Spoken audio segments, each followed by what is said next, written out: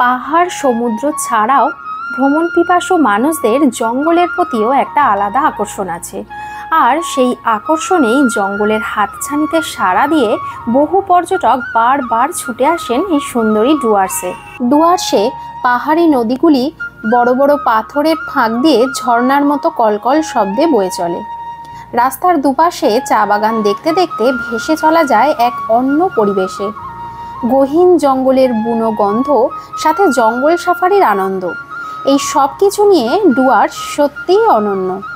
তবে ডুয়ার্সে এসে কোথায় থাকবেন, এই প্রশ্নটা কম বেশি সবার মনেই ঘোরাফেরা করে। এবারে ডুয়ার্স ভ্রমণে মূর্তি নদীর কাছে একটি সুন্দর রিসর্টে আমরা ছিলাম। মূর্তি নদী থেকে কয়েক পা হাঁটা পথ দূরত্বের এই রিসর্টের ব্যালকনি থেকেই দেখা যায় গরুমারা জাতীয় উদ্যান। ভাগ্য ভালো থাকলে রিসর্ট থেকেই হাতির দেখাও মিলতে পারে। যারা শান্তি নির্জনতার সাথে জঙ্গলের মধ্যে থেকে জঙ্গলের স্বাদ নিতে চাইছেন, তাদের কাছে ডুয়ার্সের মূর্তির কনক রেসিডেন্সি সেরা ঠিকানা হতে পারে। এই রিসর্টে রুম ট্যুর সহ যাবতীয় তথ্য এবং কাছেই গরুমারা জঙ্গল সাফারির সমস্ত রকম ডিটেলস ইনফরমেশন পাবেন এই ভিডিওতে। সুতরাং ভিডিওটি স্কিপ না করে শেষ পর্যন্ত দেখতে থাকুন এবং আমাদের চ্যানেলে যদি নতুন হয়ে থাকেন তাহলে আমাদের চ্যানেলটিকে সাবস্ক্রাইব করে পাশে থাকা বেল আইকনটি প্রেস করে রাখুন, যাতে এই ধরনের কোনো ভিডিও আপলোড করলে সবার আগে তার নোটিফিকেশন আপনাদের কাছে পৌঁছে যায়। 4 রাত্রি 5 দিনের একটি ডুয়ার্স ট্যুর প্ল্যান ভিডিও আমার চ্যানেলে অলরেডি আপলোড করা আছে। ভিডিওর লিংক দেওয়া রইল ডেসক্রিপশন বক্সে, চাইলে দেখে নিতে পারেন। তাহলে চলুন আমরা ডুয়ার্সের মূর্তির রিসর্টে পৌঁছানো থেকে ভিডিওটা শুরু করি। প্রথমেই বলে রাখি, রিসর্টের নিজস্ব গাড়ি আছে এবং সেই গাড়ি আপনাকে স্টেশন থেকে পিক আপ করে এনে সমস্ত সাইট সিন করিয়ে আবার স্টেশনে ছেড়ে দিয়ে আসবে যাওয়ার দিন। তো রিসর্টে সেটা আগে থেকে কথা বলে নেবেন। ফাইনালি আমরা হোটেলে পৌঁছে গেছি। খুব টায়ার্ড, সারা রাত ট্রেন জার্নি করে এসেছি, তো ফ্রেশ হয়ে নেব। তার আগে তোমাদের সাথে রুমগুলো সব শেয়ার করব। তো চলো।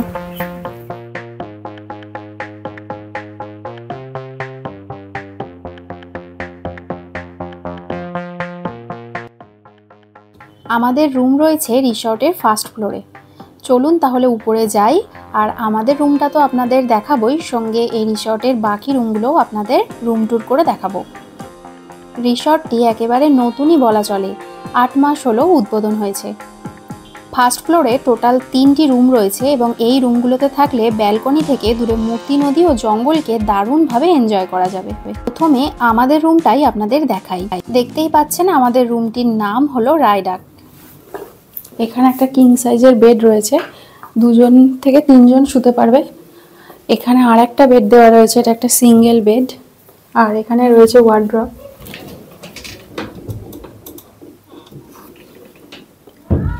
ফ্যান রয়েছে, ওদিকে এসি রয়েছে, এসির নিচে একটা পেন্টিং করা রয়েছে।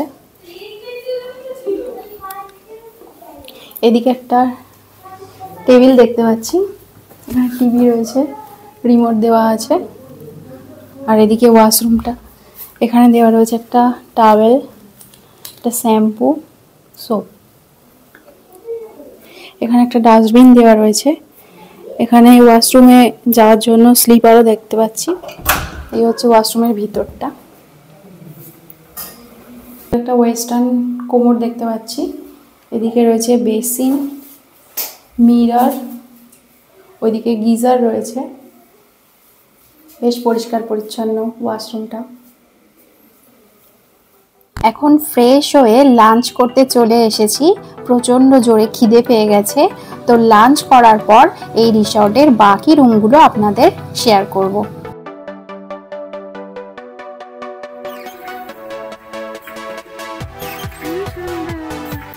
রিসর্টের চারিদিকটা খুব সুন্দর করে সাজানো এবং সাথে একটি দোলনাও রয়েছে, যেখানে বাচ্চারা এলে বেশ আনন্দ পাবে।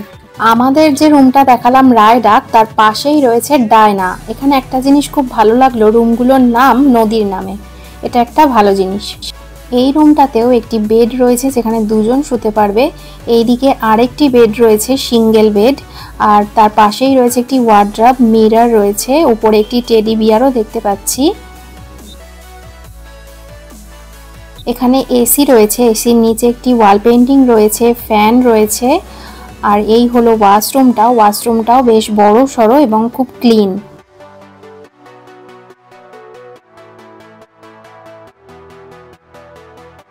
ডায়নার পাশেই রয়েছে তোরসা।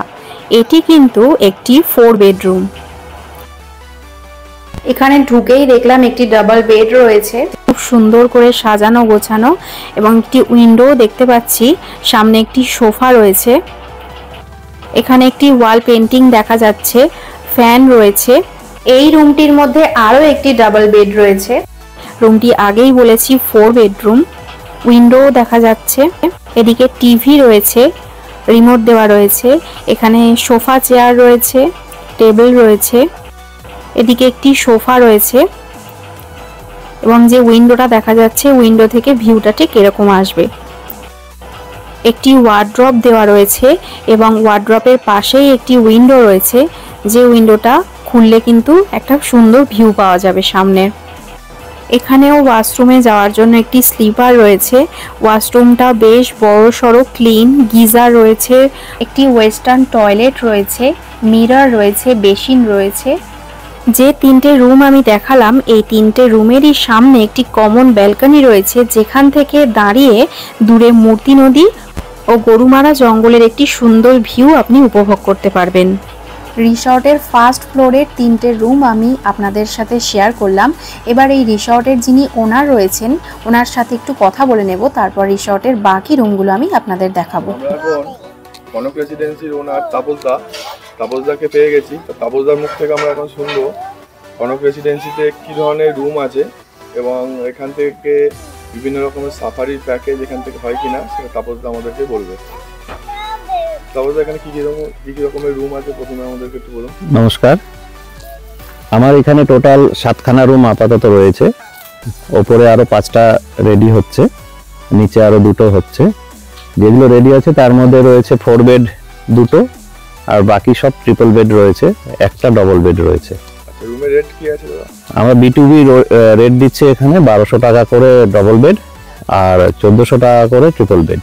আচ্ছা, ধরুন যদি কারোর 5-6 জন যদি কোনো টিম আছে, তার কি এক সিঙ্গেল রুমের ব্যবস্থা আছে? মানে একটা রুমে যদি ওরা থাকতে চায়? একটা রুমে আমার যেটা 4 বেড রয়েছে সেখানে 5 জন থাকতে পারবে।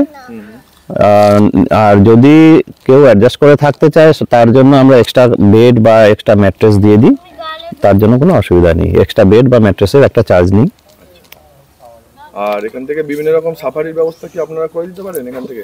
ফরেস্টের যেটা যদি কেউ আগে থেকে বুক না করে আসে? হ্যাঁ, জঙ্গল সাফারিটা আমরা এখান থেকে ব্যবস্থা করে দিই, হোটেল থেকে নিয়ে যায়, হোটেলেই পৌঁছে দিয়ে যায়। সেটা গরুমারার অনলি? হ্যাঁ, গরুমারাটা। আর বাকি অনলাইন বুকিং এর ব্যবস্থা আমি করে দিই। তবে যে বোর্ডাররা আসবে তাদের সকলের আই কার্ডের জেরক্স আমাকে আগে থেকে পাঠিয়ে দিতে হবে। এলিফ্যান্ট রাইডেরও ব্যবস্থা আছে, কিন্তু সেটা সবসময় পাওয়া যায় না, মাঝে সাঝে পাওয়া যায়। খালি থাকলে আমরা ব্যবস্থা করে দিই। আর যারা বাচ্চা নিয়ে আসবে তাদের গরম জল সবকিছুর ব্যবস্থা এখানে আছে? রুমে রুম হিটার রয়েছে, গিজার রয়েছে। হ্যাঁ, আর গরম জলের ব্যবস্থা বলতে খাবার গরম জল আমরা ইলেকট্রিক কেটলির ব্যবস্থা করেছি, সেটাতে আপনারা নিতে পারবেন, কোনো অসুবিধা নেই। আর এসি রুমের কি রেট আছে দাদা? এসি রুম B2B 1500 টাকা। 1500 টাকা? হ্যাঁ। এটা কি সিজন টু সিজন ভ্যারি করে না এটা কি মানে ফিক্সড? এটা আমার ফিক্সড, এটাই চলবে সব সময়। আচ্ছা, ধন্যবাদ তাপসদা। ধন্যবাদ। তো দাদার মুখ থেকে তো শুনলেনই রিসর্টের রুম রেট কি রয়েছে। এবার চলুন গ্রাউন্ড ফ্লোরে যে রুমগুলি রয়েছে সেগুলো আপনাদের সাথে শেয়ার করি। প্রথমেই যে রুমটা আপনাদের দেখাবো, রুমটির নাম হলো মহানন্দা। এটি একটি ডাবল বেডরুম। ঢুকেই এলসিডি দেখা যাচ্ছে, রিমোট দেওয়া রয়েছে, একটি ওয়াল পেন্টিং রয়েছে, উপরে ফ্যান রয়েছে।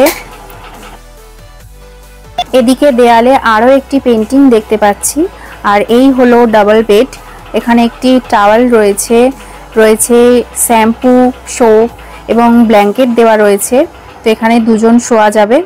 বেডের পাশেই রয়েছে ওয়াশরুম, এখানে একটি ডাস্টবিন রয়েছে, একটি স্লিপার দেওয়া রয়েছে। ওয়াশরুমটা বেশ বড়সড়, পরিষ্কার পরিচ্ছন্ন।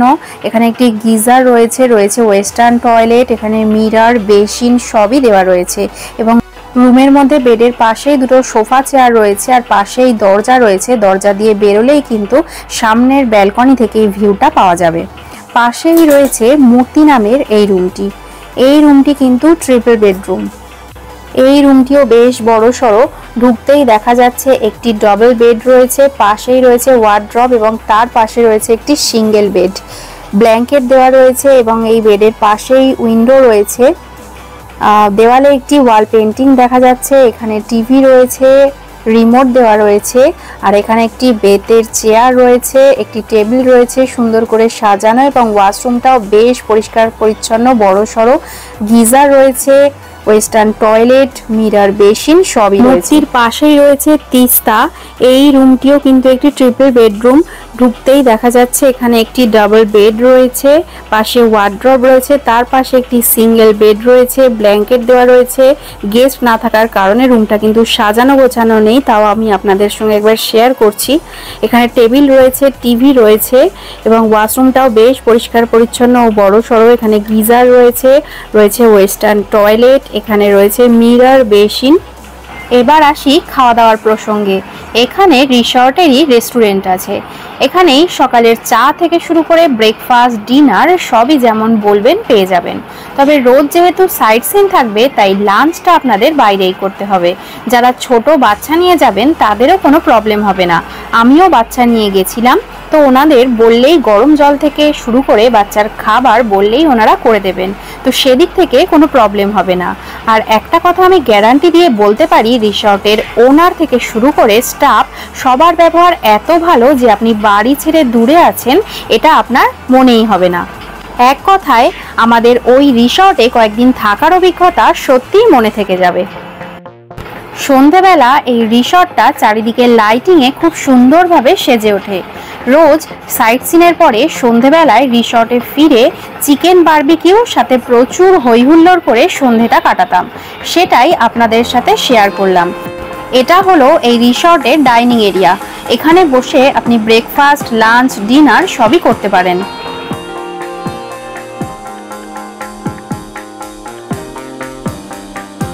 এখানে চিকেন বারবিকিউয়েরও ব্যবস্থা আছে।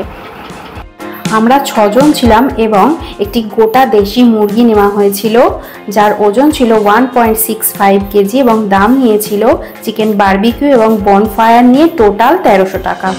জঙ্গলের মাঝে এই রিসর্ট আর সন্ধেবেলায় রিসর্টের এই যে পরিবেশ, এটা কিন্তু খুবই এনজয় করতাম। সেটা এই রিসর্টে না আসলে বুঝতে পারবেন না।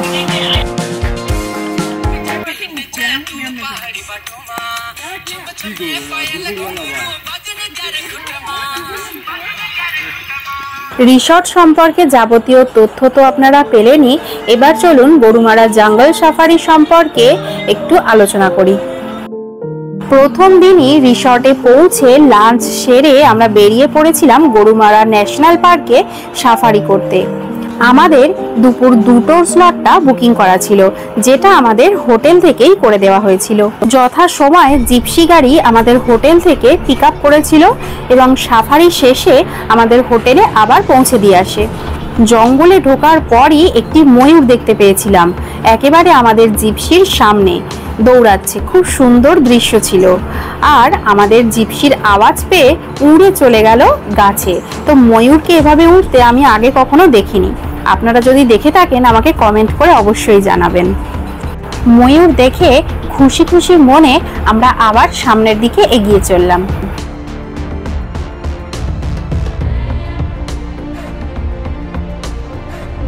গরুমারাতে সাফারির অনেকগুলি পয়েন্ট রয়েছে, যেমন লাটাগুড়িতে 2টি, মূর্তিতে 1টি আর আরেকটি রয়েছে চাপড়ামারিতে।